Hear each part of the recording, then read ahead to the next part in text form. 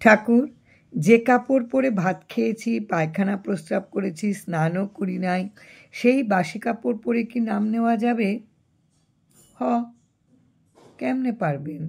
তবে মহাপুরুষদের মুখে শুনেছি নাম নিলে নাকি জন্ম জন্মান্তরের পাতক নষ্ট হইয়া যায়।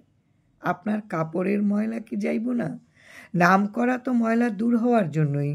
অন্তরঙ্গ সংলাপ প্রাণারাম থেকে আজকের নিবেদন। আসলে ময়লা দুস্থানে দুরকমের হয়ে থাকে।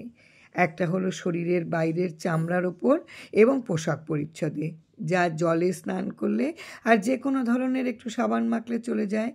এই অস্থায়ী ময়লা নিয়েই লোকের বেশি ভেবে থাকে লোকে।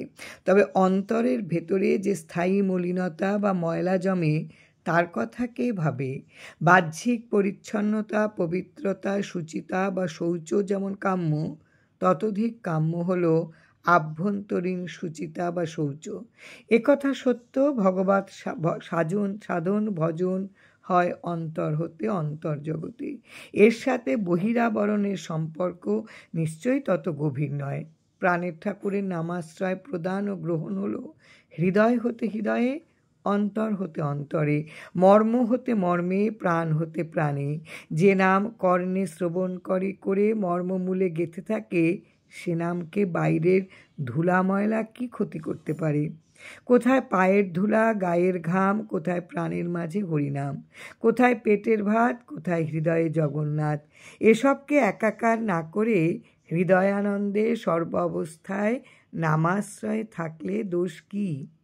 যে নামের পরশে অন্তরের গভীরতা মলিনতা দূর হয়, সে নামাশ্রয় পেতে কেন দ্বিধা, কেন সংশয়?